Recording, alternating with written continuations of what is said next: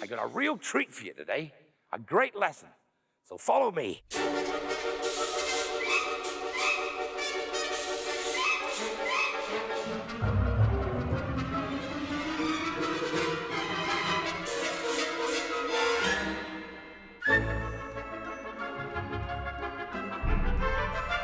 Gary Giroux is the best animal trainer in the world. He cares about the animals and he treats them with respect and he loves the animals, and that's important. We search far and wide, worldwide, for the right creatures. Most of these crows we brought from America. These are African pied crows. Her name is Cheyenne. She's about 3 years old. Typically found throughout Africa, raised in captivity in California. Hand-raised babies are much better than wild-caught babies. When you first get them, you get them used to your voice, hand-feeding them, take them around with you so they can see everything. You raise them on the movie sets. Come on. Then you start flying them A to B, person to person, and then you start teaching them little tricks. In Harry Potter 3, we used the bats quite a bit, mainly in Hagrid's hut. They did a lot of flying around. The director, Alfonso, loved them, so he wanted them more and more all the time. And it was quite a challenge training them. Matter of fact, a lot of people didn't think we could do it. We used a food reward system. They loved banana. They became very handleable very quickly. They're really neat. I mean, it was probably my favorite animal that I've ever worked. They were so much fun. We'd fly them in 3 or 4s, and it was very challenging, very much like the owls, flying them the exact same way. Right, smart bird you got there, Mr. Potter. This is Wotan. And actually, he's one of the 4 snowy owls we have play the Hedwig character in Harry Potter.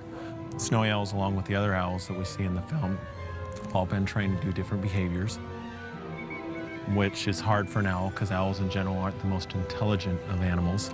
So they've had to learn to do a lot of things that they wouldn't normally or characteristically do. A lot of people, they see the Harry Potter films and they think that these animals make great pets, and they really don't. They're not domesticated. They're totally wild animals. It seems so simple when you see it in a movie and easy, but in real life, it's a constant 8 to 12-hour day taking care of these animals.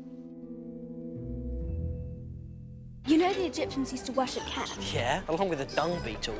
You're going to meet Crackerjack, who plays Crookshanks. He's not been seen before.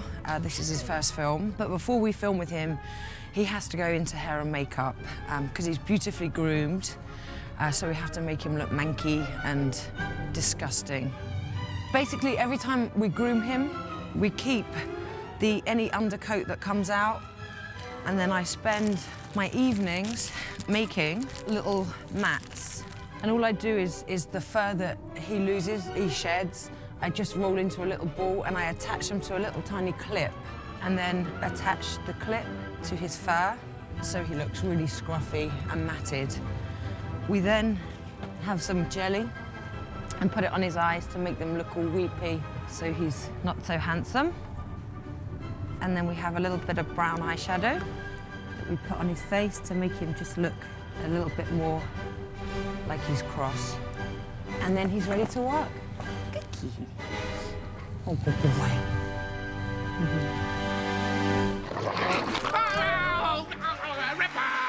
There's a bulldog character, Ripper.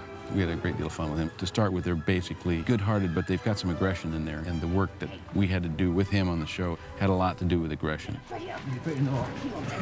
had the most fun with that behavior, the bulldogs did. We have lots of miscellaneous animals in the show, more than on the other shows. The hippo was great fun. She's great old, ancient old pygmy hippopotamus, and she was very cool. She cruised around all day. People react in different ways to having animals on the set. We're sort of a variable element for directors. The rest of the crew usually really gets into the animals. Before I got into the Harry Potter world, to be honest, I was a little squeamish about bats. I was not a big fan of it. You know, I didn't want to go hang out with bats. I did not particularly think rats were that attractive. But what happens is you see these animals and the care, and they're on the set, and they're actually suddenly pretty cute. You sort of become Hagrid. You have a new appreciation for these animals. You're alive! I'm gonna keep a closer eye on your pets, Ron.